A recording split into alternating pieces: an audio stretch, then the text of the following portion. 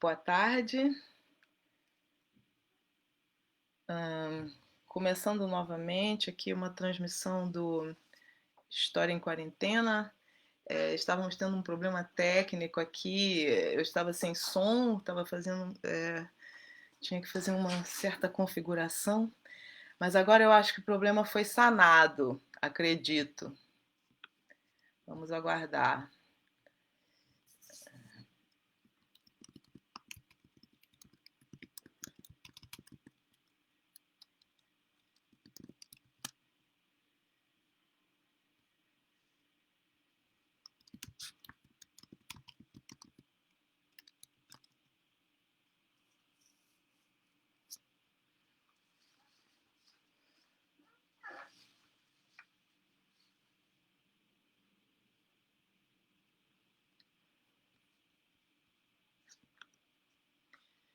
Ok, pessoal, agora eu acho que o problema está resolvido, o problema de som. A gente vai aguardar uns minutinhos para começar essa transmissão. A transmissão, na realidade, já começou. Mais uma história em quarentena para vocês.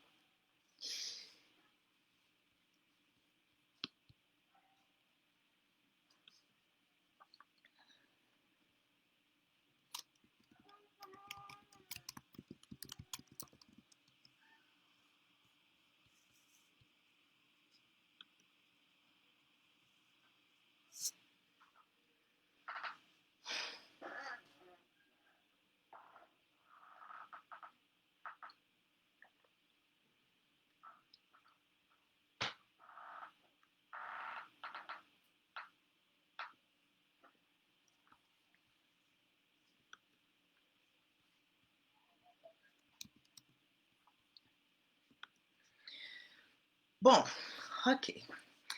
Vamos começar a nossa conversa.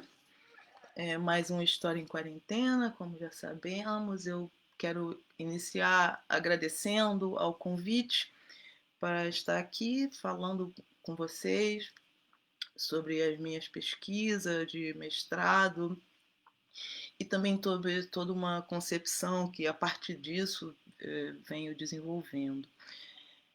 Agradeço o convite da Mel e a toda a equipe do História em Quarentena pela oportunidade.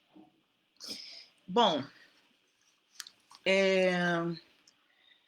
eu vou falar muito, toda essa nossa conversa aqui hoje vai ser muito envolvida com memórias. A minha pesquisa ela foi bastante tem um componente forte da memória coletiva, da memória individual, como um instrumento, como uma metodologia.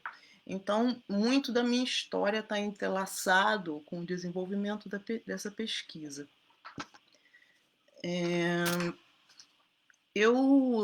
Na verdade, eu sou uma acadêmica de última hora. Eu sempre trabalhei com uma música. Sou músico, eu toco saxofone, flauta, eu toco com várias pessoas. E nunca imaginei assim estar no meio acadêmico. Mas o que aconteceu foi que assim, na minha trajetória, eu voltei para o Brasil e de repente eu fui convidada através de um trabalho, eu fui convidada para tocar em um musical com os amigos. E nesse musical era numa escola e o chefe da escola era o diretor de música de toda a escola. Ele resolveu me contratar como professora de música do quarto ano. E foi assim que começou um pouco a minha carreira como professora de música em escola, né? Eu não fui atrás desse trabalho, eu nunca fui atrás de uma graduação até aquele momento, em termos de dar aula de licenciatura. Mas eu me caiu de paraquedas no trabalho numa época em que eu estava num momento com dificuldades. E eu aceitei, e a partir daí a educação ela começou a, a ser parte da minha vida. Né? Ela começou, porque a educação é uma área das relações humanas, em que você se envolve muito, é uma questão muito apaixonante, né? Ela tem um componente de paixão muito forte. E comigo não foi diferente. Eu fui me envolvendo pelo que eu estava fazendo e eu comecei a fazer a graduação. Então, eu comecei a fazer a graduação, eu já estava com um trabalho fixo. Na verdade, o meu trabalho ele serviu também como meu estágio. Né? Eu fiz estágios em várias outras escolas. E conforme eu fui adentrando nesse universo da educação, no sistema educacional, né? De repente eu estava inserida num sistema, um sistema educacional. Eu comecei a perceber as estruturas desse sistema. Eu, como eu estava dizendo, foi um grande intensivão, porque eu estava trabalhando e eu estava estudando ao mesmo tempo, e eu era uma pessoa muito acostumada a ser somente músico, não que isso seja pouco, mas de repente eu estava com um acúmulo de funções. E essa acúmulo de funções me fez assim, eu comecei a perceber o universo educacional de uma forma muito intensa, porque foi um grande intensivão. Então na universidade eu comecei a perceber que todas as pessoas que estavam ali estudando também licenciatura, eu fui bolsista do governo Dilma e foi assim que eu terminei a minha graduação. E eu percebia que os alunos que também estavam numa situação parecida com a minha, eram músicos que estavam dando aula em escola de repente e estavam buscando uma formação. Eles todos traziam que os seus alunos gostavam de tocar, queriam tocar funk carioca dentro de sala. E eu realmente, na escola onde eu estava trabalhando, acontecia o mesmo fenômeno. As crianças queriam tocar funk. E a escola que eu estava trabalhando, isso era um objetivo impossível, porque era uma escola muito tradicional e era bem difícil assim. Eu tinha pouco, eu tinha, ainda tenho, mas agora tenho muito mais, né? Mas tinha pouca autonomia nesse início. Então foram experiências e ao mesmo tempo eu ouvia as crianças, os relatos dos meus colegas, crianças querem tocar funk. Isso é um horror, né? Os professores falavam que horror, eles querem tocar funk. Eu como músico, eu sempre fui um músico muito eclético, assim, eu sou aquele tipo de músico que eu fui em vários bailes funks e curtia. E eu sou assim, eu tenho um ecletismo musical muito grande que inclusive com meus colegas músicos também, isso muitas vezes é, é um problema, é uma questão. Então, no meio educacional também não foi diferente. Quando eu comecei a perceber a imensa rejeição que aquilo tudo trazia para os professores, para o sistema educacional. E, e eu estava assim, mas engraçado, mas por quê? Eu estava um pouco como eu tinha acabado de cair de paraquedas, como eu já contei para vocês. Bom, então isso foi me dando assim uma certa angústia. Eu comecei a pensar, nossa, então eu tenho aqui existe aqui algum problema, não é? E foi assim que eu comecei a centrar a centrar o problema, a descoberta do problema dessa minha pesquisa. Bom, eu nos estágios também o que eu via nas aulas era assim, as crianças todas queriam tocar funk. Teve uma situação muito curiosa, inclusive, que o professor estava fazendo um estágio numa escola que era muito liberal, e que a experiência de tocar um funk poderia até ser possível, mas ela não se tornou possível naquela situação. Por quê? Porque o professor em questão ele não gostava do estilo. Então, eu estava fazendo estágio, eu estava com os outros estagiários no fundo da sala. O professor é uma pessoa amiga minha, uma pessoa querida e que me conhecia bem. Eu estava lá no fundo e ele estava com a turma dele dando a aula. Ele trouxe a música que ele queria propor para o dia e as crianças ouviram, tá, debateram e tinham muitos instrumentos. Era uma escola que também possuía muitos instrumentos, a escola que eu trabalho também possui. E as crianças começaram a tirar a música nos seus instrumentos, e o que aconteceu foi que, de repente, eles estavam tocando uma outra melodia. Eu estou sentada atrás, eu estou vendo. Os outros professores não perceberam, porque não reconheceram a melodia. Mas eu reconheci que era um dos funks mais famosos que existem. Bom, um dos mais famosos eu não posso falar assim, mas era um funk que na época eu fiz muito sucesso e que me trouxe muitos problemas dentro da minha própria escola, onde eu trabalhava, porque as crianças queriam se aproximar dessa música. Era o baile de favela. E aí as crianças começaram a tocar essa música no piano, começaram a tirar. E eles perceberam que conseguiam achar a melodia dessa música e deixaram a música em questão de lado, e começou aquele movimento. Então as crianças se animaram e gritaram: vamos tocar o baile de favela? Só que nesse momento o professor: não, por favor, não, criança, vamos fazer outra música, essa música não, por favor, depois ele toca. Aí nisso ele olhou para mim no fundo: ah, quem toca, quem gosta dessa música é a Mônica. E as crianças olharam para mim todas, viram todo mundo assim, tipo: oh, existe alguém no meio dos professores que gosta dessas músicas. E isso foi isso tudo começou a me chamar a atenção, né? Porque o que se podia notar era que eu, dentro da minha escola, as crianças vinham para mim, e existem vários professores de música, eles se dirigiam a mim atrás dessa música. E eu comecei a perceber que era o fato de eu ser uma professora negra. Eu comecei não, porque isso, para quem é negro, quem nasce negro num país como o Brasil, quem nasce negro, não só num país como o Brasil, mas eu digo no Brasil porque talvez, dependendo, pode fazer alguma diferença você nascer, os negros da diáspora que nasceram no Brasil, ou os negros que agora, nesse momento, estejam, não sei, em Cuba, acho que deve fazer alguma diferença, eu não sei. Mas a situação, por exemplo, em um país como o Brasil, é bastante complicada. Você precisa construir a sua identidade negra, né? Então esse processo são processos que muitas coisas ficam em evidência.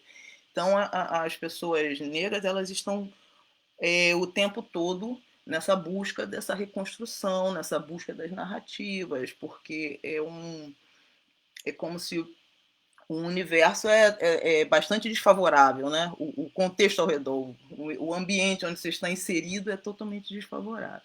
Então eu já havia percebido que as crianças associavam isso à música negra e associavam a minha figura. Por quê? Porque eu era a professora negra deles, né?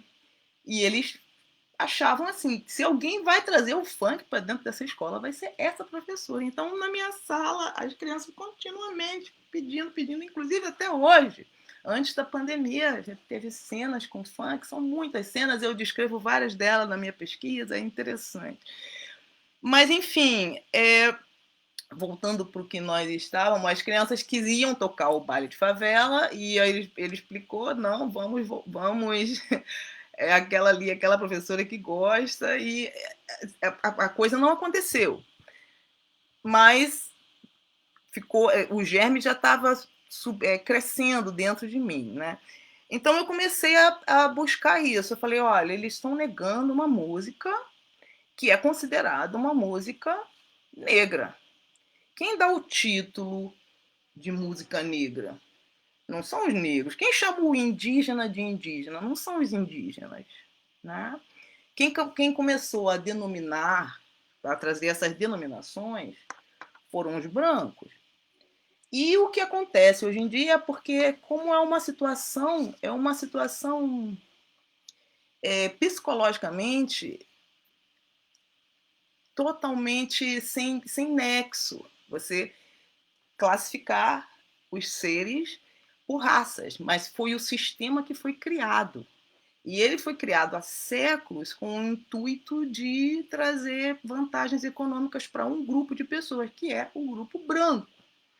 Então, você, quando pensa no racismo, a gente tem que perceber o quanto ele é estrutural, ele está dentro da estrutura. Então, as pessoas não conseguem situar bem, né? Fazer uma análise mais profunda, porque estamos inseridos dentro de uma estrutura que é extremamente racista. Então, fica difícil, às vezes, de se perceber certas nuances. Então eu comecei a perceber que realmente quem chamava a música negra de negra eram os brancos, que saíram racializando todo o planeta, mas que quando você se refere então a raças, eles não gostam de serem racializados, porque realmente, se você é muito racializado, você surge o preconceito, você tá sendo muito posto em evidências, né? E o povo branco não suporta. É uma situação esquizofrênica. Mas, infelizmente, para que se acabe com essa estrutura, vai ser necessário que cada um de nós perceba aonde está nessa estrutura para que se possa destruí-la. Então, com essa estrutura tão grande, o que você faz? Você se apropria daquilo que estão tentando te usar para te menosprezar. E isso é feito na experiência da diáspora, dos africanos em diáspora, isso é feito o tempo inteiro. Então, você é um negro, então, sim, nós somos negros, nós nos apropriamos dessa condição, né, que foi imposta. A música, isso é música negra, isso é música. Sim, então é música negra. Vamos. Só que esse fenômeno é um fenômeno que eu comecei a perceber que é um fenômeno que ele acontece em todas as Américas, em toda a América, né? E existem e são entrelaçados entre esse povo que foi o povo escravizado, que foi tirado do seu local, foi distribuído pela América e num ambiente totalmente hostil, cruel, desfavorável. Então, na live de ontem, eu estava vendo o Rodrigo mencionando Nietzsche, as pesquisas que ele está fazendo, e eu estou trazendo aqui um conceito, eu não vou entrar em Nietzsche, porque ainda mais ontem tendo falado um especialista, e eu não sou especialista aqui, não é a ideia falar, entrar no mundo da filosofia, mas existe um conceito que eu uso bastante na minha pesquisa, que é o conceito do afrofuturismo, que foi cunhado por Eshun. Na verdade, foi um conceito trazido pelo Sanha e também por cima de uma conversa da Toni Morrison. Então, o que é o Eshun diz? Que a Toni Morrison, em uma conversa, ela estava definindo assim, que o homem, que os negros e os afro-americanos, eles seriam aquilo que os primeiros modernos, no sentido de alguns filósofos definiram que seria o homem moderno, filósofo como Nietzsche, que seria um homem que experimenta a rejeição, o desterro, condições desfavoráveis.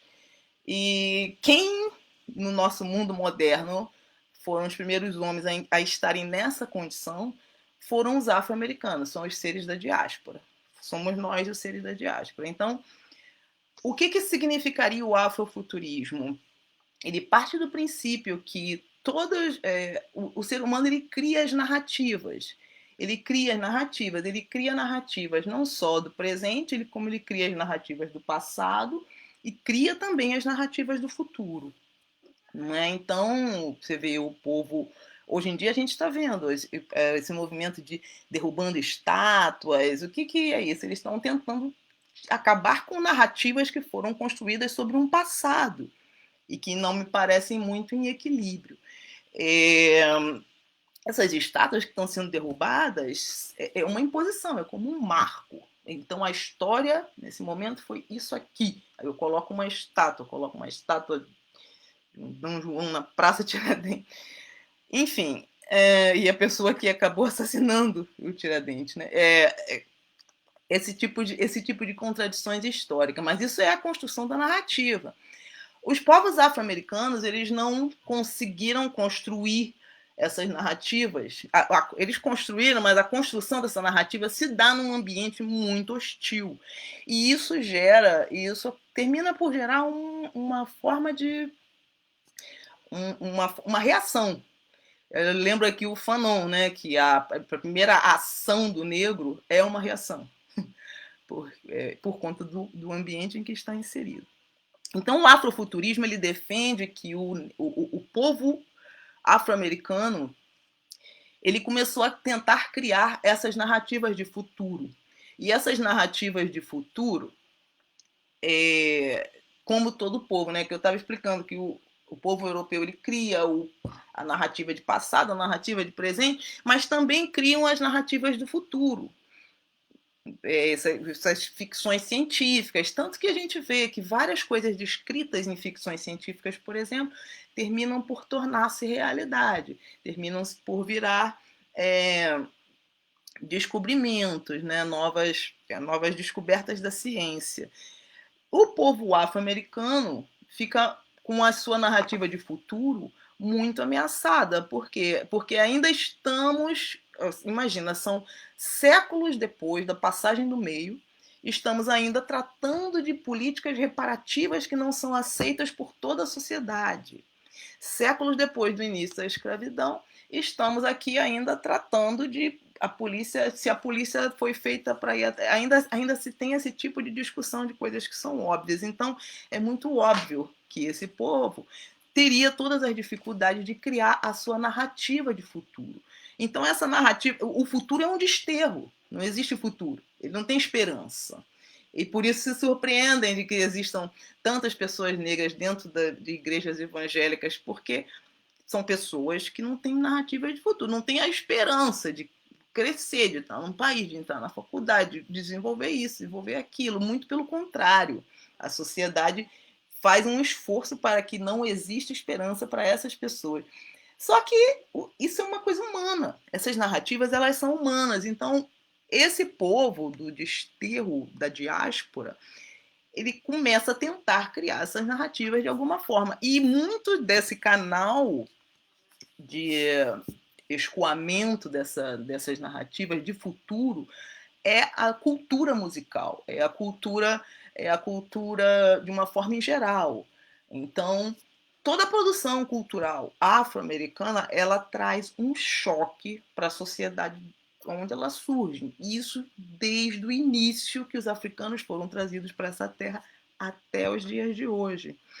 Então você vê que aí eu comecei a traçar esse paralelo entre o surgimento de coisas no Rio, no Brasil e nos Estados Unidos, especificamente em algumas cidades. Então, peguei no Brasil começa-se o quê? Começa com qual é o primeiro ritmo que se tem notícia, assim, o primeiro estilo musical que se tem notícia é o lundu, né?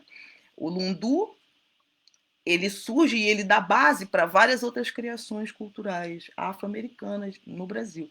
Nos Estados Unidos, a primeira expressividade cultural musical dos afro-americanos foi o soul. E o soul também dá base para a criação de vários outros padrões, estilos dentro do território norte-americano. Isso tudo acontece, por incrível que pareça, em bastante paralelo. Bom, isso é uma definição do afrofuturismo, né? É essa necessidade de buscar essas narrativas de futuro. Voltando aqui para a questão da pesquisa em si, eu comecei a analisar as origens dessa música, do que seria o funk carioca. E fiz entrevistas com alguns produtores, todos foram praticamente unânimes em afirmar, sim, eu considero, que consideravam o funk carioca como sendo o primeiro ritmo eletrônico genuinamente brasileiro, né? Nessa pesquisa, eu comecei a ver que essa música que começa a surgir nos Estados Unidos, no Bronx, com os pioneiros, né? o Hook, o Grandmaster Flash, DJs pioneiros que começam a trazer o componente eletrônico para aquela música. Qual é a música que eles estão trazendo componente eletrônico? É o funk do James Brown, é o soul. O James Brown era chamado Godfather of Soul, né? Já era um soul diferente dos spirituals, que eram os espíritos para louvar a Deus. O James Brown já é outra coisa, já era. Mas ele vem dessa mesma origem, como vem o jazz, como vem a disco. Eu cheguei a ouvir na universidade, disco, que o disco parece que é os Bee Gees. Não, mas a disco surgiu também do soul e com muitas bandas. E inclusive a disco, ela ajudou muito a trazer a questão da música eletrônica afro-americana, que é onde eu situo o funk carioca, que na verdade ele não é situado assim no Brasil por uma questão de puro preconceito, como tudo, né? Com tudo que vem da cultura afro-americana. Então, a disco começa, existe um marco temporal da criação do primeiro hip hop nos Estados Unidos, que é uma gravação de uma banda disco, The Chic, que eles fazem a primeira gravação, o Rapper's Delight. É a primeira vez assim que surge a batida digitalmente produzida, aquela coisa das pessoas cantando, falando em cima, a música, a melodia, ela transforma-se assim, numa coisa quase que falada, né? E essas coisas são bastante rejeitadas no meio educacional.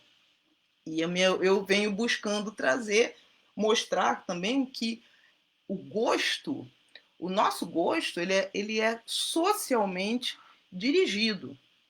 Então a gente acredita muito que eu gosto disso, eu não gosto daquilo, mas a gente deve ter bastante cuidado quando a gente acha, eu gosto daquilo, aquilo não se pode fazer porque essas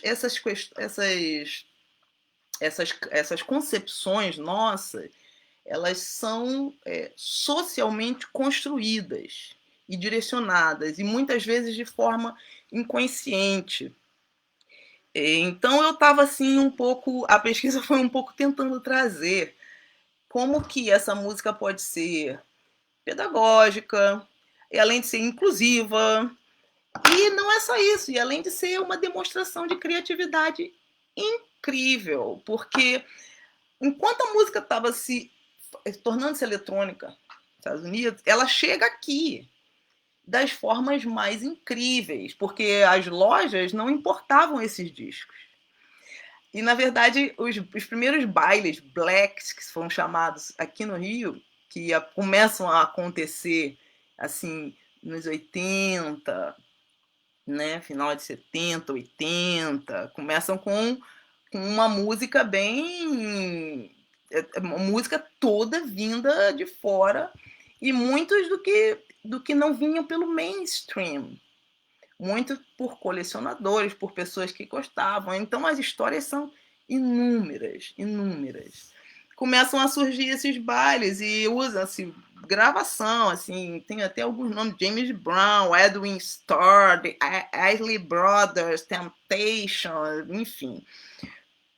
Aqui no Brasil, essa influência acaba também trazendo surgimento de artistas do mundo da cultura black.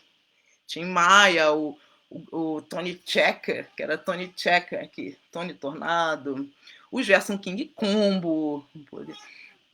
Começou a surgir uma linguagem. E essa linguagem musical começou a tornar-se cada vez mais eletrônica. Ela já vem com essa componente, essa influência do eletrônico. Mas esse eletrônico, o que eu tento provar é que ele está conectado com a raiz também. Ele está conectado com a raiz lá do lundu, né? Assim como o hip hop está conectado lá com a raiz do soul, isso é indissociável. Mesmo que a produção, o que acontece também, os afro-americanos, né, na experiência da diáspora, a sua cultura, você está sujeito a apropriações e a transformações. E isso acontece com toda a cultura afro.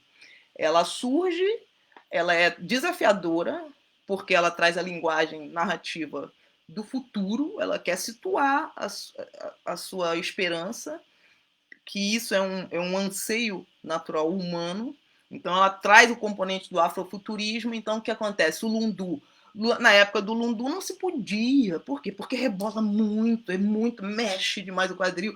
E aí continua, né? A capoeira não pode, tem que reprimir, eles tem que são vagabundos e são isso, e são aquilo. Aí surge o candomblé, reprime-se, o samba, tudo é muito reprimido e continua, né? E vai se permitindo, vai se apropriando-se daquela cultura e se transforma, e fica quase um simulacro do que o que era nas suas origens. Isso aconteceu muito no Rio com o samba. O samba, ele surge extremamente revolucionário e desafiador para a sociedade, né? Eram perseguidos, isso também eu trago, reportagem de jornais, como é que se perseguiam, reportagens de pessoas que apanharam porque estavam com um pandeiro dentro da bolsa, assim, né? Várias situações do Gazeta do Povo, jornais da época, né? Como era a repressão policial com pessoas sambistas que tocavam instrumentos populares, que tocavam inclusive violão. Mas o samba aí torna-se, né, o ritmo nacional. O samba está tentando, nesse último desfile, por exemplo, de escola de samba, é muito bonito de ver eles retomando a linguagem revolucionária. Então ouvimos sambas revolucionários muito fortes, samba da Mangueira, Tuiuti, vários, né? E isso é muito, muito bom. Mas, por exemplo, eu fui tocar numa festa no Sambódromo. E no caminho da festa, eu estava na van com os músicos e a produtora no telefone, a produtora da festa. Eles estavam organizando, eu fui tocar num camarote. Eu já fui muito em desfiles de escola de samba, mas nunca tinha ido num camarote. Ia ser a primeira vez. Aí eu não conhecia esse universo dos camarotes de desfile da escola de samba. Então, no caminho, a produtora fala no rádio com alguém: olha, tem que cuidar para não tocar funk carioca. E aquilo assim, eu falei: meu Deus, olha isso. Estamos falando de uma festa afro-brasileira, sabe? Uma festa do samba. E ela vem dizer que no camarote não podia. Assim, é uma distorção, é um contrassenso, é uma apropriação. É isso que se chama apropriação. É dessa forma. Então, toda a experiência da diáspora na América ela está sujeita a essa descaracterização e apropriação. O que surge desse povo que foi denominado como negro e que foi trazido escravizado, isso é sempre importante lembrar, né? Que os indígenas não se auto-chamavam indígenas. Veio alguém para dizer: olha, você é indígena, você é o negro, você é o amarelo, e eu não, eu sou o normal. Ficou mais ou menos assim. Então, é uma situação esquizofrênica que, para se consertar, é preciso que todo mundo se encaixe realmente no lugar em que está, para que se desestruture isso. Né? É preciso trazer o princípio da isonomia para essa desigualdade social que assola não só o Brasil, como o planeta. E sem vencer o racismo, isso vai ser impossível. O que é o princípio da isonomia?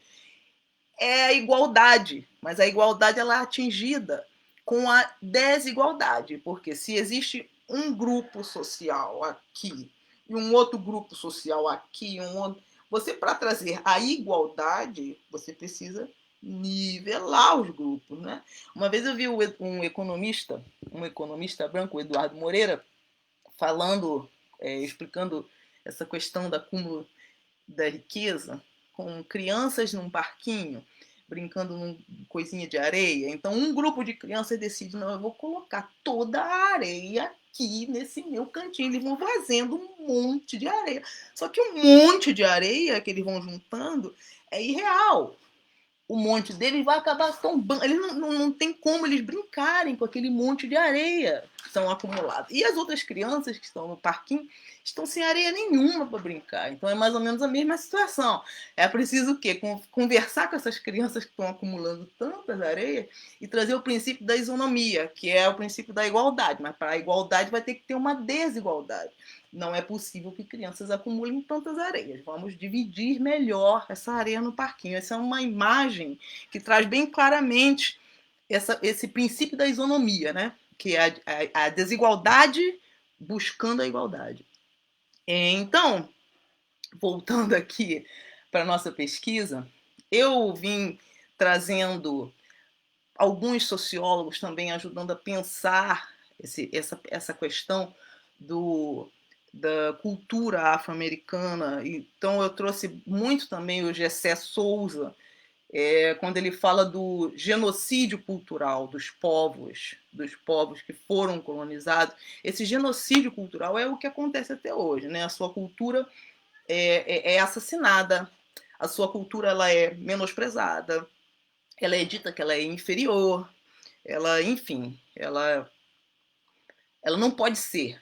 Ela é negada a possibilidade de existência, mas ela existe. Então, cria-se uma situação que é uma situação patológica. Então, eu trago muito também o Fanon, o Frantz Fanon, ele ajuda muito nesse sentido, porque ele realmente ele busca é, teorizar em cima dessa patologia. É um mundo patológico e que se não mudarmos, não tem condição, assim, não, de uma vida agradável. A vida vai ser um embate eterno, né? E esse embate é do que estamos tratando agora.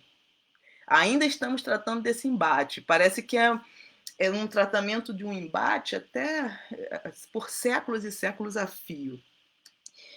Bom, voltando para a questão da música afro-americana, aqui no Rio começaram a surgir o que essa música começou a ficar eletrônica nos Estados Unidos, importaram para cá, começaram a ter muitos bailes no subúrbio. Eu digo no subúrbio porque existe inclusive uma dissertação do Hermano Viana que afirma que os bailes que os bailes surgidos nos subúrbios e que a garotada da Zona Sul passava ao longe. Eles ouviam, tinham alguns programas de rádio com Big Boy que falavam desses bailes, mas eram aqueles bailes distantes. Né? Então, realmente, não era um movimento da Zona Sul, era um movimento de subúrbio. Nesse movimento de subúrbio, começam a surgir as melôs nos bailes. E as melôs, o que eram as melôs? Eram aquelas músicas norte-americanas que estavam sendo produzidas, tocadas aqui, que as pessoas não sabiam falar inglês, e aí eu começava a inventar. Eu peguei muito essa coisa assim, adolescente, criança quase, lá em Campo Grande, os bailes, aí tinha várias, né? São várias as melôs. You talk too much, não sei o que, do Run DMC, ela vira taca tomate, esse tipo de coisa. As melôs fizeram época aqui, não é? Mas o primeiro baile, aqui também tem um marco criador que é uma música do tamborzão, do funk carioca, né? Que é o. Como é o nome? É o Rap da Vila Comari, com os MCs Tito e Xandão. Esse é considerado um marco criador. Embora na dissertação do Hermano Viana ele aponte um outro marco de criação, a gente não vou entrar em maiores detalhes aqui em relação a isso, mas eu estou trazendo aqui como marco criador o Rap da Vila Comari, que foi produzido por um DJ lá de Campo Grande. Na verdade, como é que eles fizeram essa criação? Pegava essa gravação e em cima disso usava-se uma batida, que era uma batida que aí vem a escola de samba, a Unidos da Viradouro, no ano de 97, ela usou essa batida no seu desfile. Usou uma batida funk. Uma coisa assim na bateria. Eu não estou com um desenho rítmico aqui, eu não estou com ele tão claro na cabeça. Mas se vocês procurarem o Samba da Viradouro de 97, vocês vão ouvir som, luz, explosão, não sei o que, uma coisa assim o título. Vocês vão ouvir essa paradinha. O que tinha também surgindo aqui? O funk em lata. O funk em lata também ajudou. Eles produziram uma música, o Sobe Esse Pano. O Sobe Esse Pano que foi usado, pegado a influência para esse DJ de Campo Grande criar o que era o tamborzão. O que ele pegou? Ele pegou umas batidas de percussão de toques brasileiros aqui e começou a botar em cima de certas gravações.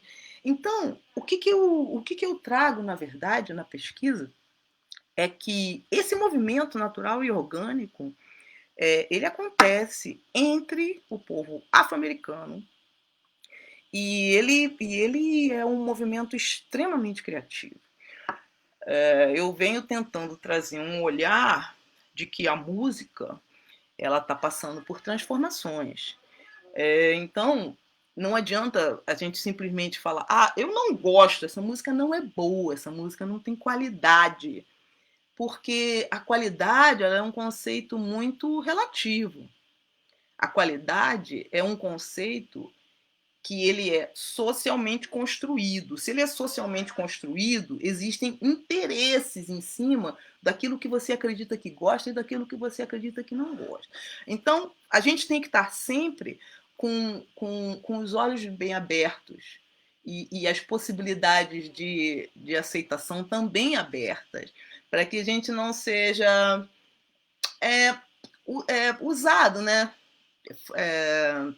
Sujeito a uma manipulação de determinadas coisas, né? De determinadas origens, de diversas origens. O mundo é um lugar tumultuado, embora tenhamos que andar em paz. Então, nesse sentido, quando me questionam, essa música não é boa, eu acho um pouco, eu vejo muito com muita suspeita esse tipo de argumento de que a música não é boa. Ela pode não ser boa para um e pode ser boa para outros. Então a gente vai ter que ter uma certa flexibilidade, né? Como seres assim, somos não sei quantos bilhões no planeta, é necessário realmente que se trabalhe uma certa flexibilidade. Uma outra coisa que eu vejo também em relação a essa música, a música, o funk carioca, que está dentro do contexto da música eletrônica experimental, internacional, inclusive, né? Que eles falam, mas tem muito palavrão, tem muito sexo. O uso do funk, que eles têm vários estilos de funk, que aí o funk surgiu com um tamborzão, com esse DJ Luciano, lá em Campo Grande, isso aí em 98. Mas depois disso, o funk já mudou bastante, né? Já virou tamborzão, já virou beatbox, já virou funk melody, brega funk, enfim. E essa linha que tem muito, que fala-se muito em sexo, que também é um problema grande, né? Falar em sexo dentro da escola. E eu acho que isso também é outra distorção do sistema educacional, mas isso são outros 500. A parte do funk, que eles chamam de funk putaria. O funk putaria, na verdade, foi quando as mulheres entram no funk. E elas possuem autonomia, elas estão falando dessa putaria porque elas querem? Não, elas não possuem tanta autonomia, porque, em geral, as mulheres elas não são as produtoras dessa música. Então, existe sempre um produtor.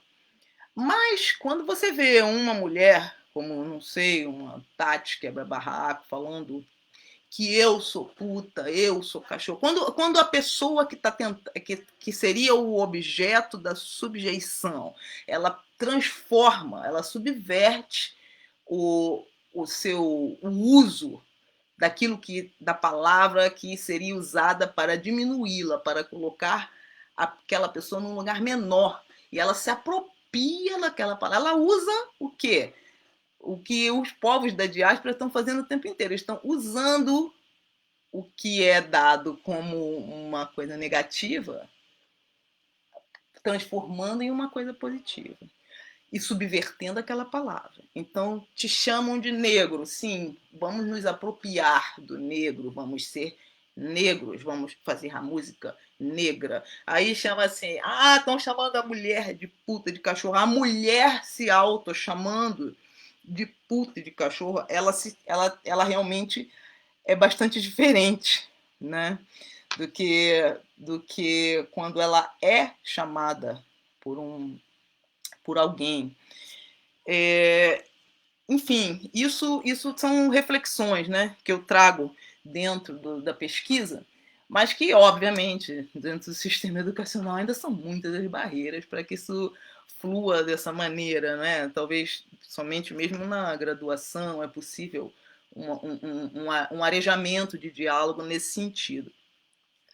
Então foi isso. Na verdade, essa pesquisa ela surge tentando buscar a raiz, a tradição, ligada com o que tem de mais do último lançamento, que é, em termos da música, né? Que é essa música eletrônica afro-americana, música de pista.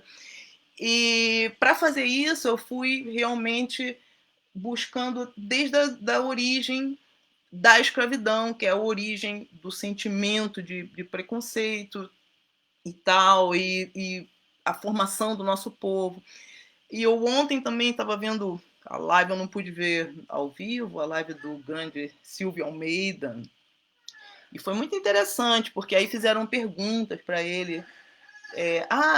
O movimento negro nos Estados Unidos está tão batalhando a reação do povo negro. Por que no Brasil não existe uma reação tal e qual? E ele deu uma resposta maravilhosa, sabe? Maravilhosa.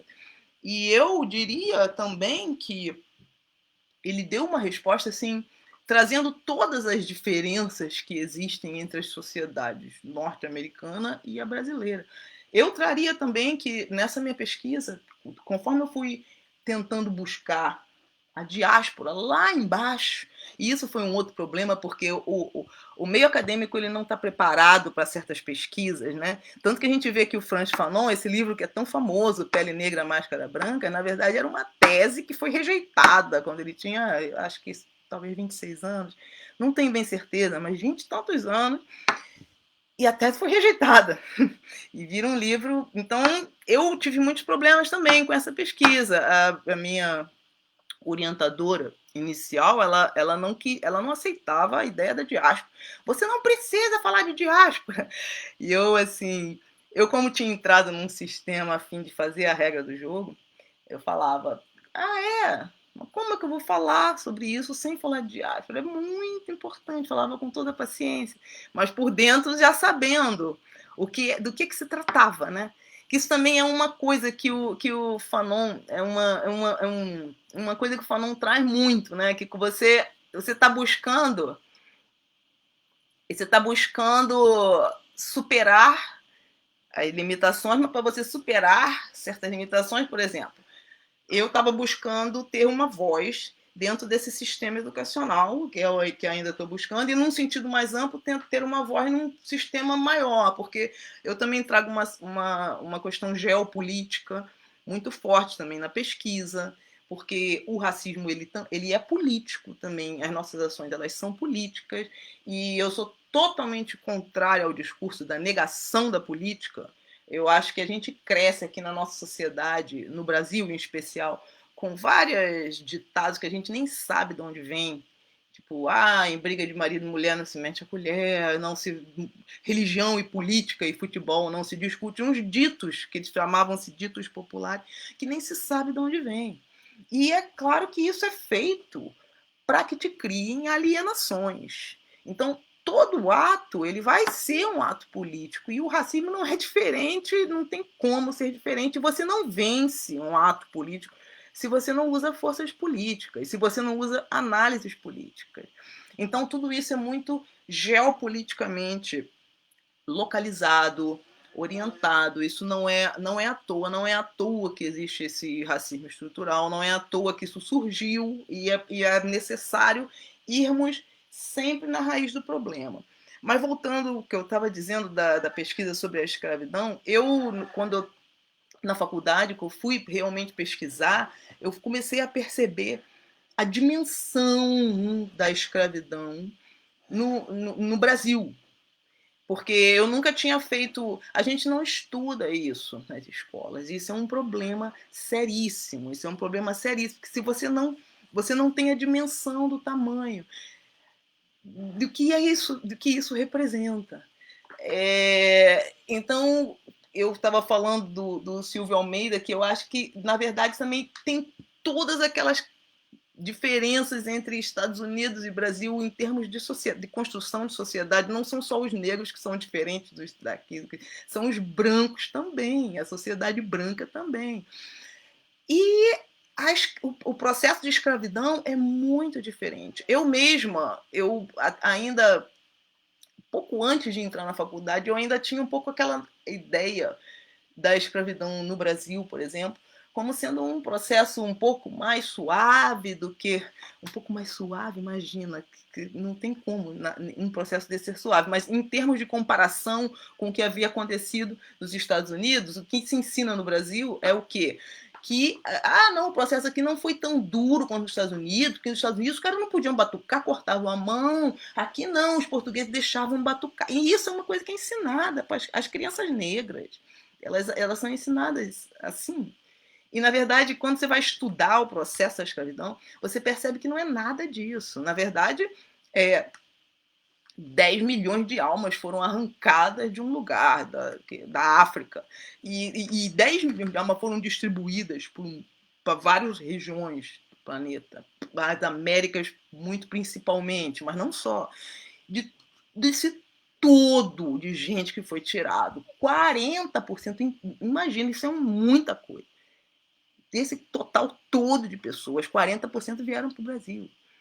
E quer dizer, os restos 60% foi distribuído em todos os outros lugares que também houve processo de escravidão. Então você imagina isso. O povo negro aqui, trazido para cá, além de ter sido escravizado de uma forma inacreditavelmente cruel, assim, era extremamente descartável. Isso significa o quê? Quando você analisa em números, o número de nascidos, o número de crianças aqui, você vê que era muito... Você analisa os números e compara, por exemplo, com o processo de escravatura nos Estados Unidos, você vê que a diferença é inacreditável. Então, a gente não sabe, a gente não estuda sobre essas coisas dessa forma nua e crua. Vamos estudar a realidade dos fatos. A gente não analisa esses números e a gente usa comparações sem ter parâmetros nenhum, né? E como isso, que eu acredito. Eu, inclusive, agradeço meu mestre capoeira, que uma vez ele, numa aula, falando, eu soltei essa máxima e ele, para mim, mas ele me arrasou comigo e eu, sabe, falando que eu estava completamente errada. E eu fiquei chateada. E hoje em dia eu lembro disso com muito carinho, né? Porque foi a primeira pessoa a me dizer assim que não, essa história que você acredita é totalmente distorcida. E é realmente. Quando você bota em termos de números práticos, você vê que o que acontecia no Brasil, o fato de termos muito mais... de sermos uma sociedade mais negra do que a sociedade norte-americana, é porque o negro era super descartável, vinham novos, eles não faziam a menor questão de que os escravos aqui nascessem aqui, ainda que a criança seria escrava, eles preferiam trazer escravos novos. Então, quando você vê em termos de número, você vê que o processo de escravidão no Brasil foi imensamente cruel, sabe? Assim, imensamente cruel, num nível que nós não estamos acostumados a pensar sobre. Então, eu também trago isso na pesquisa, né? Essa necessidade de se fazer uma análise mais ampla e trazendo desde o início dos problemas até o início, até o final. Isso é outra característica que eu trago aqui também. E aí, finalizando, o que eu posso trazer assim para vocês é que eu acho que a música, o que eu vinha trazendo no final é que a música ela tem muito a ganhar com isso, né? Com linguagens novas. O que é a linguagem nova dessa música? Não tem tanto. A harmonia é diferente. A harmonia é outra. O que é importante é um pulso rítmico forte, a letra falada. Tudo isso são características musicais e elas precisam ser aceitas, né?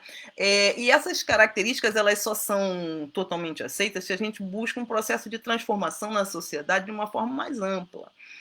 Então, esse processo ele está ligado, ele é politicamente orientado. Você não tem como você lutar pelo fim de um racismo estrutural numa sociedade como o Brasil, se você é uma pessoa que não acredita em políticas de inclusão, em políticas públicas de inclusão. Não é? É necessário, não, é um contrassenso. Então é basicamente isso. Eu venho trazendo essas ideias de trazer esse universo musical para dentro da escola, para que haja um arejamento, arejamento de ideias, porque se eles negam um estilo musical e as crianças veem em mim a possibilidade de trazer porque eu sou uma mulher negra, o que eles estão negando é a minha existência dentro daquele universo. E isso, assim, isso é uma aula de racismo para as crianças. Na verdade, o que acontece hoje em dia é que se dá aula de racismo. E quando a gente precisaria dar aulas antirracistas. Então, eu acho que a cultura, a música, a arte, ela tem uma imensa contribuição a dar para a sociedade em termos de transformar o mundo em que vivemos, né? É só a gente conseguirmos ir relaxando e permitindo que essa transformação aconteça, né? Nos pequenos pontos, ao menos, como numa aula de educação musical. Vamos refletir se talvez aquela música que os seus alunos querem tanto tocar, se não existe nenhuma possibilidade.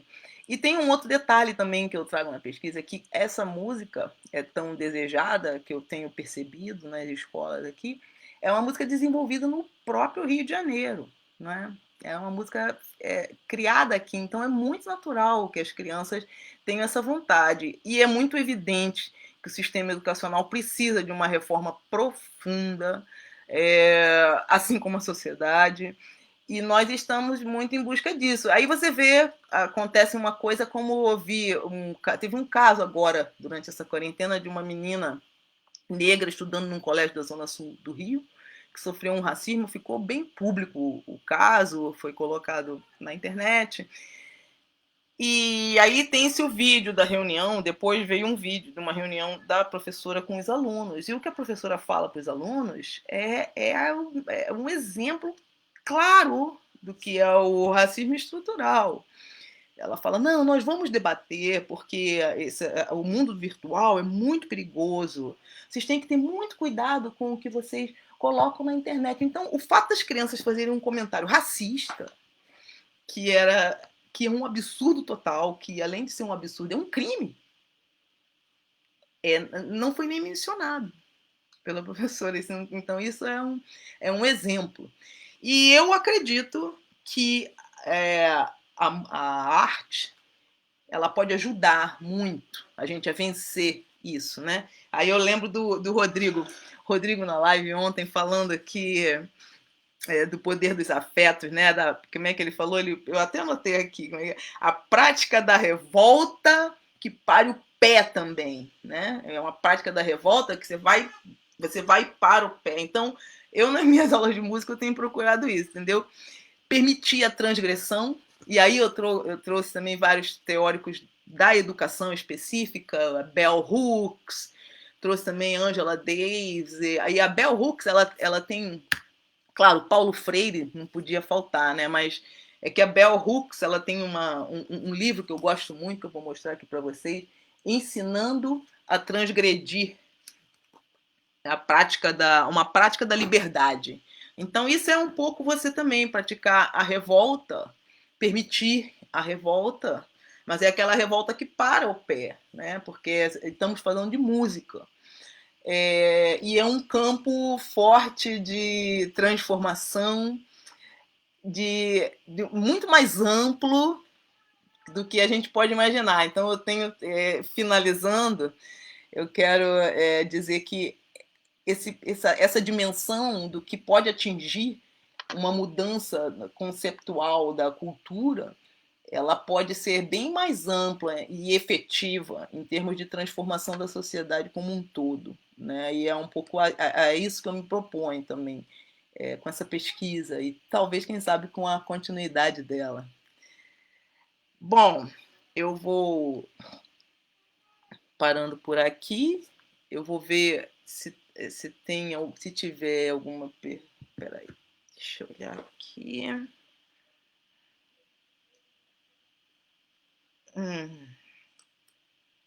Então, peraí, temos 3 perguntas. A primeira pergunta é: Mônica, como foi a sua trajetória profissional na música? Você sofreu preconceito por ser mulher e negra, apesar do seu talento musical evidente? Ah, sim, sofri. É porque no Brasil é um pouco assim, você não nasce negro, né? Você vai se tornando, você vai tomando consciência, né? Então eu sofri preconceito, assim, primeira contato meu com o contato com o racismo, né, das pessoas em diáspora, e eu me considero também uma pessoa em diáspora. O primeiro contato com o racismo é sempre muito forte, é muito impactante, mas é muito confuso, porque você não sabe situar. Então, sim, eu sofri inúmeros preconceitos e era muito difícil. Você vai aprendendo a situar, né? Conforme você vai crescendo. E aí, às vezes, você volta para aquele lugar lá onde você sofreu racismo e você percebe que aquilo era um racismo. Por isso é tão, às vezes, tão difícil que você consiga reagir no exato momento. Como é que você consegue reagir no exato momento em que ele acontece?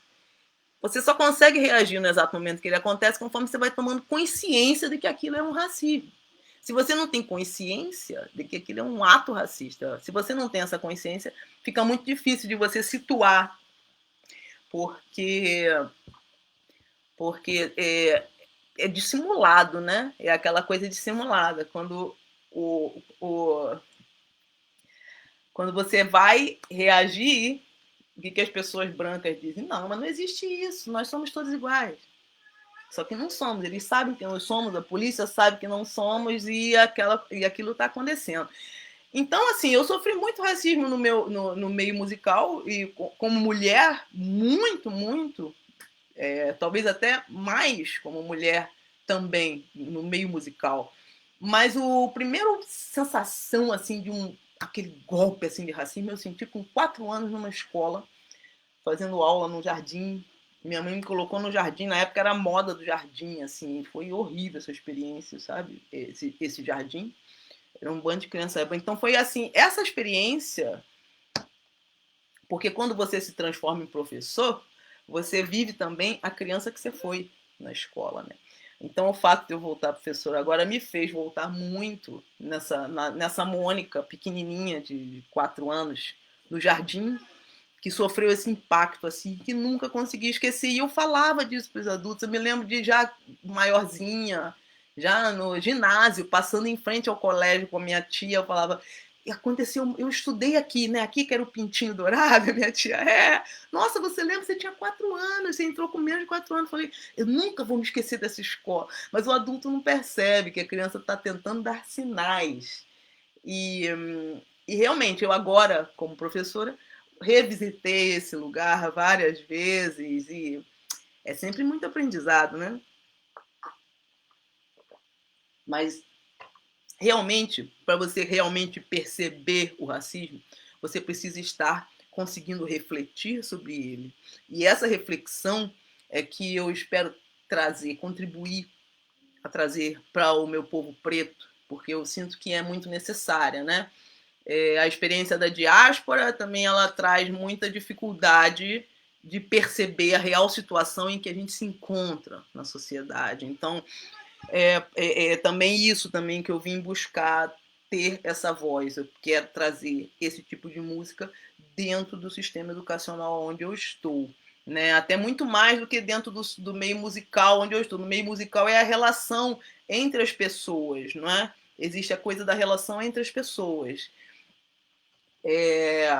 Mas se eu for tocar um maracatu ou um funk, eu acho meu espaço para tocar. Mas se eu for fazer isso dentro da escola, não, é muito mais difícil. E é dentro da escola que se começa a formação dessa reflexão. Então, por isso eu acho que é tão importante essa mudança, inclusive no sistema educacional. É muito importante que se traga a situação do racismo para dentro da escola, se reflita sobre ela. E, claro, uma reflexão bem conduzida, né? Porque também existem professores que podem arrasar com um assunto como racismo, como já aconteceu inclusive comigo.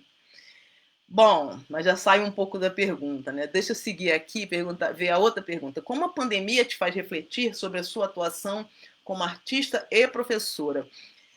A pandemia me trouxe a seguinte condição. Na pandemia, um movimento introspectivo, né? Então eu comecei a refletir sobre a relação de tudo e começo a desenvolver o que eu acho que pode ser a pesquisa de doutorado, mas ainda não está muito certo, que é eu quero tentar chegar nessas origens, né, desses sentimentos. Nessa minha pesquisa, eu peguei lá a diáspora para falar da música eletrônica última de ponta, né? E é mais ou menos isso que eu gosto de fazer. Eu gosto de estar analisando esse problema que está aqui, mas buscando a raiz, né? Então eu estou pensando em alguma coisa assim em termos Europa e África, que é da onde surge, né? O conflito e a história aqui da América. Mas, assim, eu acho que a pandemia trouxe aquela emoção de que vamos mudar com, a, com, com o vírus, mas teve um filósofo coreano, que eu não vou me lembrar o nome dele, que disse bem que o vírus não muda ninguém. Quem muda são as pessoas, né? As pessoas podem mudar com o vírus. E o que eu vejo é que a pandemia a princípio poderia nos tornarmos mais humanos, mas eu às vezes traz muita dúvida em relação a isso também, né? Então, é um momento muito instável. Então, a atuação como professora, imagina, a escola onde eu trabalho é uma escola de elite. A aula foi transformada para aula virtual.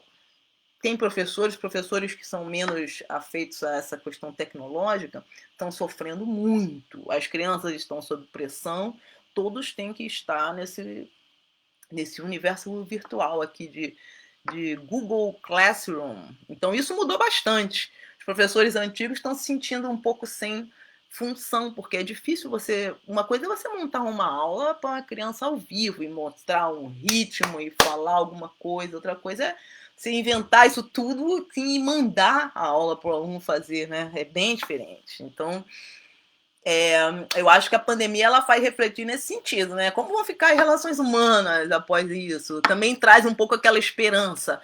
Será que, enfim, conseguiremos construir esse mundo mais humano? Será que vai ser possível?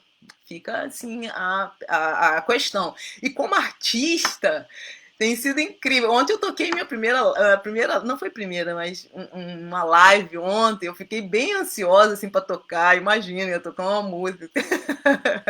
Eu acho que é bem pior do que em show. Mas ainda essa questão da pandemia, eu acho que ela ainda está em construção. Ainda estamos em construção para ver o que nós vamos tirar de lição e o que vai ficar de ruim também, né? Em termos da mudança que a pandemia está trazendo para as nossas vidas num sentido mais amplo. Bom, vou seguir aqui. Como vê o Afrobeat feito, que ainda pode ser feito no Brasil, ajudando o povo preto a se desenvolver politicamente?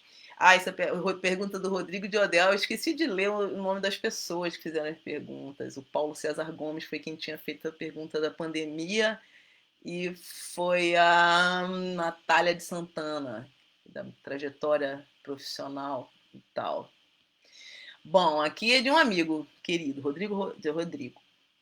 Então, como eu vejo o Afrobeat feito, que ainda pode ser feito no Brasil, o Rodrigo ontem estava falando bastante na live dele sobre o Afrobeat também. O Afrobeat tem essa característica, né? Ele é a música, é o retorno, eu chamo do retorno da diáspora. O que é o retorno da diáspora? Porque os africanos estavam lá na sua terra tranquilos, aí vem uma galera, arrancaram e de uma forma inacreditavelmente cruel, trouxeram, os caras vieram para cá e ficaram.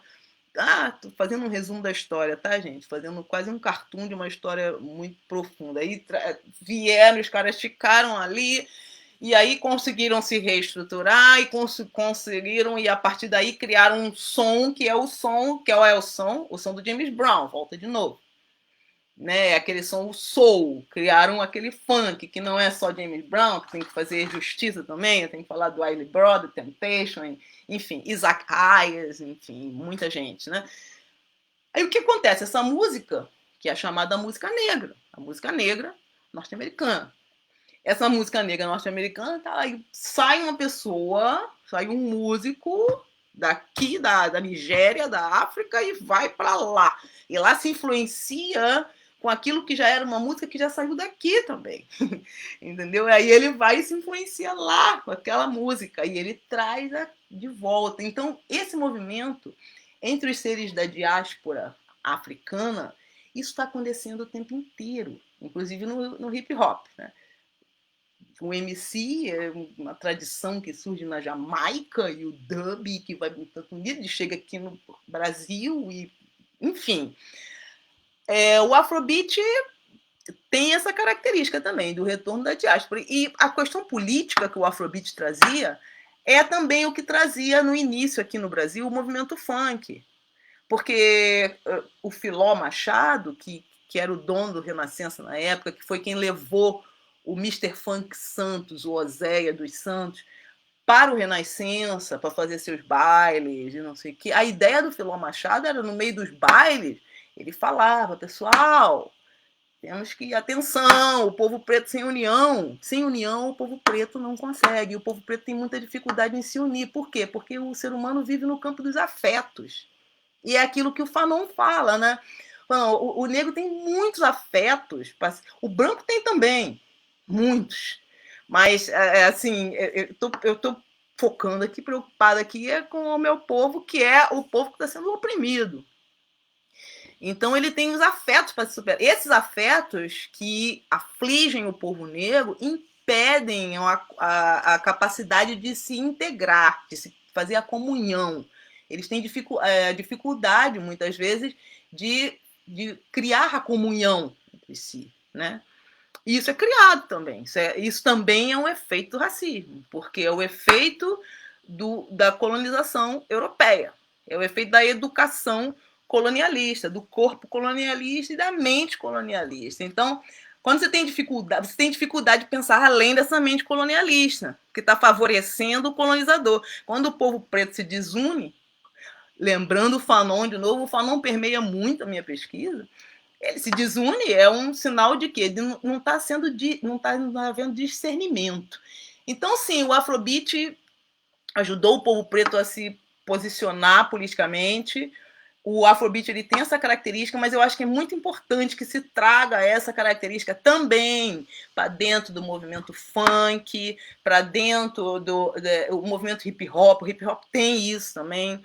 Mas é importante que a gente comece a tentar buscar. Quando eu vejo, por exemplo, uma iniciativa como a da Anitta, trazendo, vamos discutir política, aí traz uma menina lá que entende de política, amiga dela, e fica, mas vem cá, me fala aí o que é esquerda, o que é direita, fica todo mundo rindo. Eu acho aquilo muito importante. Por que aquilo é importante? Porque ela está falando para a galera dela, a galera dela não sabe tanto quanto ela, e ela está querendo saber. Então a gente precisa dar esse apoio também, sabe? Na cultura afro, de trazer o debate reflexivo, de trazer o debate das ideias, né? Que não é falar como branco, que não é refletir o sistema em que nós estamos inseridos, porque senão essa situação desvantajosa ela não se muda naturalmente. Então eu acho que o Afrobeat ele já naturalmente ele tem essa coisa política, mas o Afrobeat ele ainda não está inserido lá nos rincões onde está a maioria, majoritariamente negra. Eu sei disso porque eu tenho uma banda de Afrobeat, como muitos aqui sabem, talvez. Eu toco no Abayomi e eu fiz projetos na Maré. A gente fez muitos projetos na Maré, sabe? De tocar lá debaixo da faixa de Gaza, de graça, em eventos de skate. E você percebe a galera, não é o som que a galera está acostumada a ouvir. Aquela música tem muito, a gente tenta sempre trazer uma reflexão política. Então essa reflexão política, ela está presente no Afrobeat, que eu acho que pode ajudar um pouco. Eu acho que a gente precisa trazer essa reflexão política para para todo lado onde está a cultura negra, entendeu? Não é só pensar, temos que sobreviver e se unir, achar a forma, não, é refletir. Por que a gente está precisando buscar esses mecanismos de sobrevivência? A gente tem que entender para conseguir mudar, né? Para conseguir transformar, é preciso saber contra o que se está lutando. Bom, na sua prática, você incentiva seus alunos a produzirem, criarem suas próprias músicas? Olha, eu tento bastante. Eu tento bastante. Mas você esbarra sempre no sistema. Por que eu digo sistema? Porque o sistema educacional, ele bota assim, a criança ela tem que apresentar a musiquinha. Então eu começo, por exemplo, o projeto que eu trabalho nessa escola é o projeto da banda. As crianças têm que tocar instrumentos de sopro, especificamente saxofone, trompete, trombone. A escola fornece os instrumentos. Então o que acontece? A gente tem uma semana, 2 semanas, 3 semanas, todo mundo experimentar tudo, depois acaba e aí já tem que começar a tocar uma musiquinha específica. E aí, assim, realmente fica muito pouco espaço para criação. Mas o que acontece? É a estrutura do sistema. Existe muito espaço, muito pouco espaço para a criatividade dentro do sistema educacional da forma como ele está concebido hoje. E é esse um outro ponto também que eu trago na pesquisa. Muito legal a pergunta aqui do Ivan Nilson. Porque como é que você vai fazer? Você tem que montar uma banda pronta para tocar no Dia das Mães, aí tem o dia da festa junina e tem não sei o quê. E as expectativas, quando você tem um filho na escola, é de que a coisa vai apresentar uma coisa super lindinha, um produto final, um show bem acabado. As pessoas não gostam de ver processos criativos, né? Não é interessante, porque não é uma coisa que as pessoas gostem. E aí volta de novo para a questão do gosto, né? Que eu debato muito a questão do gosto nessa pesquisa, trazendo o Enion e tal, e porque realmente seria muito legal conseguir produzir as próprias músicas, né? Mas isso só acontece realmente quando as crianças se livram um pouco do sistema educacional e começam a procurar a música fora do esquema da escola, né? E como você dá aula dentro do currículo, você está muito amarrado. É por isso que é preciso. Se a gente quer transformar um sistema, é preciso realmente entrar para conseguir. É como Star Wars. Você vê o Star Wars, os revoltosos eles estão de fora e tem aquela estação gigante do Império do Mal que manipula tudo e mexe com todo mundo, estraga tudo e, cara, aquele negócio gigante. Como é que você vai destruir aquilo? Só quando eles conseguem pegar uma criatura, aí vem uma criatura, duas, que vai lá no coração do sistema e aí, pum, você consegue explodir então. É isso que precisamos fazer. Precisamos fazer técnicas Star Wars, entrar dentro do sistema para conseguir explodir. Enquanto isso não acontece, vamos criando os nossos sistemas rizomáticos. Vamos ser rizomáticos, como trazendo aqui um pouco do Deleuze, né, da ideia do rizoma. Vamos criando os nossos sistemas rizomáticos até conseguirmos entrar lá no coração daquilo que precisa ser transformado, né? É difícil dentro do sistema educacional que as crianças criem, mas eu sempre busco, né? E eles veem muito em mim por conta disso. Então eu acho que eu passo uma imagem de quem busca. Eu fico muito feliz com essa reação das crianças em relação a mim. Bom, seguindo, Aline, Mônica, você teria algumas pistas essenciais para que os profissionais da educação, tanto na música como no geral, possam desconstruir suas práticas cheias de preconceito? Ah, isso é muito legal que ela fala, porque a Bell Hooks ela traz muito isso, né? E como eu trouxe bastante na pesquisa, eu trouxe muitos educadores, você tem que estar se questionando muito o tempo inteiro. Você tem que estar se questionando quando, por exemplo, como aconteceu agora, no último, na minha última aula presencial, antes de começar a pandemia, aconteceu, uma criança veio, eu estava andando no pátio, assim, intervalo, e a criança veio atrás de mim, Miss, eu quero ser eu sou DJ! Eu sou DJ! Eu falei, ele veio atrás de mim para dizer que ele era DJ. Ele e um amiguinho. Aí eu assim, eu trabalho com crianças de 10 anos, sabe? 9, 10. Crianças, né? Eu sou DJ, esse aqui eu sou o DJ, eu esqueci o nome que ele se auto-denominou DJ tal, esse aqui é meu ajudante fulano de tal. Eu fiquei olhando para os dois alunos, né? Eu falei, ah, é? Ah, que legal, o que vocês querem? Não, eu quero botar o som na aula hoje. Eu falei, ai meu Deus. Eu falei assim, bom, eu posso tentar ajudar. Então tá bom, Miss, eu vou contar com você, tá legal. Aí foi, acabou o recreio, começou a aula dos meninos, chegaram os dois, eles já entraram na aula procurando contato visual. E eu, olha, cadê a música? Aí ele veio no meu canto e falei, olha, tem palavrão nessa música? Não, não tem. Tem alguma coisa assim que não possa ser? Você sabe que estamos na escola, né? Aí ele, sim, não tem, não tem. Eu falei assim, gente, vamos tocar essa música aqui, pessoal, o cara do DJ tal quer tocar essa música. Eu já entendi, não. E aí os outros professores, como eu disse, eu não dou aula sozinha. Não, eles não me deixaram tocar a música. Aí a música era funk. Aí a criança vira pra mim, mas então funk não pode mesmo, né? Bom, eu não sei se isso ajudou, mas o fato de eu ter tentado desafiar um pouco e o fato dele virar para mim e falar, ah, então quer dizer que funk não pode mesmo, já demonstra que ele entendeu, né? Isso já demonstra a flexibilização. Isso é uma experiência, né? Porque a educação é como diz Paulo Freire, ela não acontece só dentro da sala de aula. A educação acontece de todo lado, na relação, na forma como fulano te nega e o ciclano te aprova. Então, ele teve uma aula de sistema ali. Ele e as outras crianças que estavam assim, olhando a cena, vendo se o bailinho ia acontecer ou não. E realmente, no final das contas, a música não tinha palavrão nenhum, poderia ter acontecido o bailinho. Foi a última aula antes da quarentena. Eu falei para eles que na aula seguinte eu tocaria a música que eu ia ouvir com atenção com os outros professores e que depois tocaríamos. E aí as aulas foram suspensas.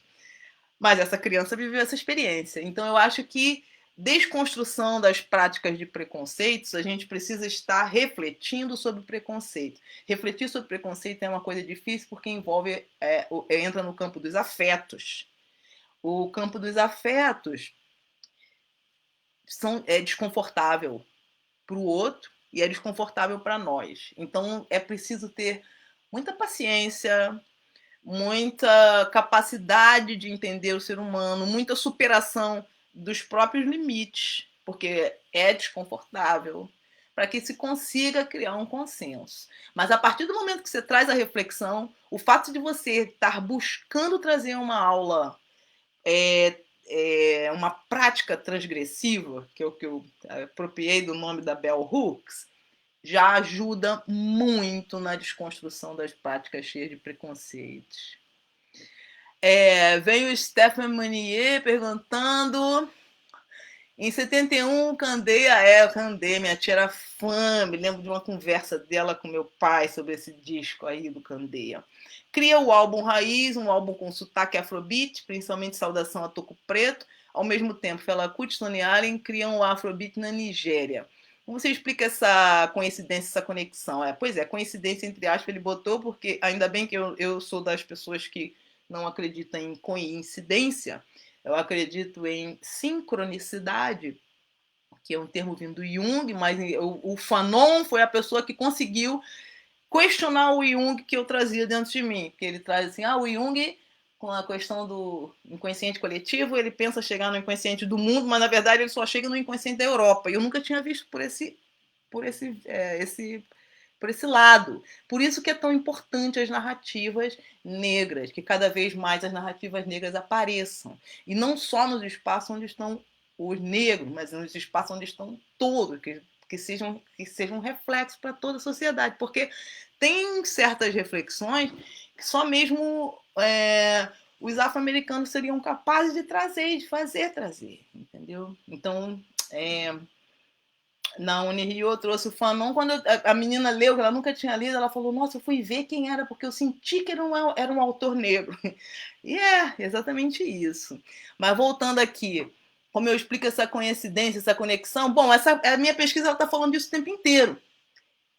Da conectividade entre os povos da diáspora. Essa conectividade acontece não só nesse exemplo que o Steph traz aqui, a criação do Fela Kuti, e como eu estava dizendo, o Fela sai da Nigéria, vai lá e já estava o James Brown lá, ele vai lá, ele se influencia por quê? Por Mozart, por Debussy? Não, ele se influencia pelo James Brown, e ele traz aquilo para a Nigéria e já cria o Afrobeat, é o retorno da diáspora, e aquilo já bate aqui, assim, de uma forma... Enfim, esse movimento, essa conectividade, ela existe sempre entre os povos da diáspora. Por quê? Por conta da diáspora. Porque a diáspora, ela cria essa característica e essa necessidade de sobrevivência, né? Essa necessidade de a sua ação, ela tem que ser uma reação, e uma reação é uma sociedade. Então essas conectividades, elas estão presentes em toda a criação afro-americana, né? Não é só nesse exemplo, mas em tudo, inclusive no exemplo que eu trago aqui da pesquisa, que é a música eletrônica afro-americana. Bom, a última pesquisa, Marcelo Coqueiro, queridão, você já trabalhou em escola pública? Não, eu nunca trabalhei em escola pública, eu não entrei, eu não estava pensando em entrar no sistema educacional como eu comecei a live, vou explicar de novo aqui, talvez tenham pessoas que tenham entrado depois. Eu, na verdade, eu não queria ser professora, assim, eu não estava realmente procurando ser professora. A professora caiu de paraquedas em cima de mim, assim, tum! Eu estava na minha casa, tocando meus instrumentos, e aí me chamaram para ir tocar em um musical em uma escola. Eu fui para tocar saxofone no musical, pegar o meu cachê e ir embora. Cheguei nessa escola, era uma escola que ela é uma escola internacional, ela fala inglês. Então, eu falo inglês. Eu cheguei lá falando inglês. Aí o chefe, que na época ele era o chefe de todos os sites, ele me contratou. Ele falou: você fala inglês, você toca saxofone, você não quer dar aula para criança? Foi assim que eu entrei no sistema educacional. A partir daí, eu fui fazer a graduação e depois da graduação eu concluí o meu mestrado na Unirio. Então, eu nunca fiz concurso público para entrar na escola pública. E eu tenho vontade de fazer, mas assim, é tudo muito recente nessa minha vida educacional, é tudo muito recente. E para você entrar, você não consegue entrar na escola pública dessa forma como eu entrei nessa escola particular, com um trabalho que cai na cabeça, né, que nem um tijolo. Para entrar na escola pública, você tem que fazer um concurso. Eu fiz uma vez um concurso para Pedro II, e é bem complicado, porque o concurso você tem que... Eu não estudei bem, e eu achei que eu tinha condição de fazer, porque eu estava estudando muito, né? Como eu falei para vocês, eu estava trabalhando, eu me formei professora trabalhando. Me formei porque que me arrumaram esse trabalho. e, e eu fiz esse concurso público e eu não me preparei tanto, que eu estava num período tão intenso de estudo da faculdade e o trabalho em si. Mas a prova, por exemplo, é muito específica. Você precisa saber o hino da escola do Pedro II. Eu falei, caraca, e não é só saber, você tem que saber mesmo, tem que saber a melodia, porque tinha desenho de melodia, e se você não souber a melodia, você não sabe identificar qual é a resposta certa. Então eu não fui bem no meu única experiência de tentar entrar na educação pública, mas eu já fiz vários projetos dentro da comunidade, né? Inclusive com a Biomi, a gente fez um projeto maravilhoso depois de ter feito esse show na faixa de Gaza, totalmente underground, num festival de skate, dentro da comunidade da Maré, assim, a galera boladona, olhando o nosso som, assim, afrobeat e tal. A gente ficou, uau, vamos voltar aqui nessa comunidade, vamos fazer um projeto legal, vamos não sei o quê. Então, junto com esses companheiros da banda lá, a gente montou um projeto, escrevemos na prefeitura, conseguimos um patrocínio e ficamos um mês indo para Maré toda semana. Aí montava um workshop grande, ia de manhã cedo, sabe? Fazia um workshop o dia inteiro, aulas com as crianças, e depois, no final do dia, dava um relax, tudo ali, dentro da Maré com a galera.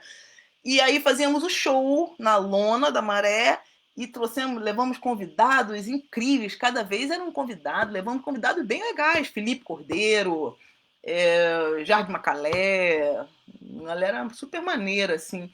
E foi muito legal, porque foi legal, e era de graça, tudo de graça. Era legal porque foi bom que a comunidade vindo ver o show, sabe? E você sente quando eles vieram, assim, é muito bonito. Essa experiência dos shows foi incrível, mas a experiência do workshop foi ainda melhor, né? Porque a relação com as crianças, nossa, a relação com as crianças era uma coisa assim impressionante. E aí, para mim, realmente, eu que estou fazendo sempre eu que estou sempre com essa preocupação de buscar, estou vendo um problema aqui, eu quero ir buscar lá na raiz a análise mais profundo possível de onde que surgiu esse problema, que é o que eu tentei fazer aqui com a invisibilidade da música afro-americana eletrônica dentro do sistema escolar. Eu fui buscar lá na diáspora, lá na passagem do meio, né? Que é como se chama, passagem do meio, as almas que foram trazidas de África para a América. Essa experiência foi muito interessante, porque eu estava lidando com as crianças de um outro contexto, porque a escola onde eu estou trabalhando é uma escola de elite. E são essas crianças de elite que, que querem tocar a música produzida lá bem distante da classe social onde eles estão inseridos. E aí, dentro da Maré, a coisa é totalmente diferente, né? Os workshops, assim, para mim foi um encanto, uma maravilha. Eu, eu espero que eu consiga ainda nessa trajetória, não sei por quanto tempo também vai durar a minha trajetória de professora, se ela durar bastante, eu espero que ela se estenda a ponto de eu conseguir também trabalhar um pouco dentro da educação pública, que eu não sei nem em que nível que vai ser, né? Se vai ser em escolas fundamentais, como eu estou agora trabalhando com escola fundamental, né? No nível, na educação fundamental, no momento. Mas no futuro, pretendo. Não é tão simples entrar na educação pública, muito pelo contrário.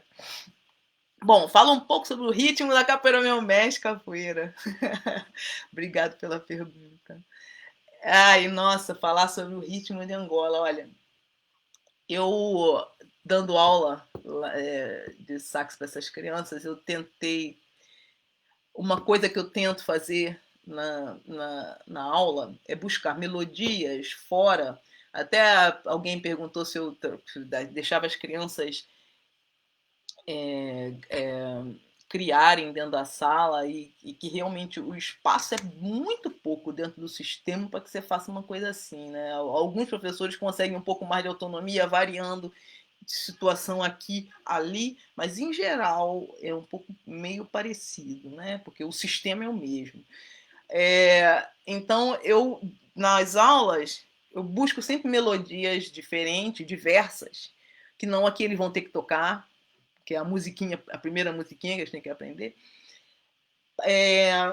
E uma das músicas que eu tento é birimbau, birimbau, birimbau, birimbau, birimbau. Quando você traz qualquer referência à cultura afro, eu, por exemplo, no caso, eu estou na escola de elite, né? Eu trago qualquer referência da cultura afro, se eu trago uma música de capoeira, por exemplo, para dentro da escola, a reação é imediata. Porque isso é um outro ponto que eu trago na minha pesquisa também. Esse processo de invisibilidade, ele não atinge só, não é só o funk carioca, porque o professor não gosta do funk carioca. Em geral, os professores não gostam tanto assim, né, da música funk, da produção funk carioca. Esse processo de invisibilidade, ele acontece com toda a cultura afro-americana dentro do sistema educacional.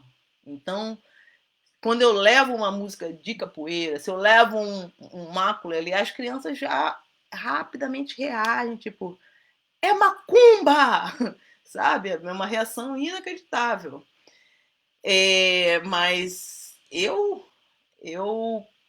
continuo tentando levar essas influências para dentro da escola, do sistema educacional, né? Essa aqui é a minha tentativa. Na verdade, a tentativa teórica, né? Porque também a tentativa teórica ela é muito louvável. Além das tentativas práticas, são os meus encontros com os alunos especificamente, as tentativas teóricas elas são louváveis também, porque elas permanecem, não é? E é por isso, através delas, que a gente consegue ler uma tese rejeitada como essa do Fanon. Então, assim, dentro disso tudo, eu me sinto muito orgulhosa de fazer parte de uma família de capoeira Angola, porque essa é perpetuação. Eu quero fazer parte também da perpetuação dessa história. Essa história só se perpetua quando a gente faz aquele mar, como os europeus, né? Bota uma estátua nas. Olha aqui o Dom João aqui na Praça Tiradentes. Então a gente precisamos criar as nossas estátuas, né? E eu me sinto fazendo parte de uma resistência por pertencer a uma família da capoeira Angola, né? Ajudando a construção disso que o Rodrigo trouxe ontem, da prática da revolta, a revolta que dança, né? A revolta que dança. É revolta, mas a gente está ali dançando, estamos construindo a nossa cultura, né? Então é nesse aspecto assim que a capoeira Angola, nossa, não seria nada assim sem a capoeira Angola. Bom, pessoal, eu acho que eu vou finalizando por. Ah, Robson Welber mandou um comentário gracinha aqui, meu amigo Robson. É isso, pessoal. Eu acho que eu vou encerrando por aqui. Não tem mais perguntas. Deixa eu olhar aqui. Eu queria agradecer, agradecendo novamente aqui ao História em Quarentena. Queria agradecer ao pessoal que me convidou. E muito obrigado por tudo. O Omar falou, olha que gracinha. E até uma próxima, pessoal. Até uma próxima.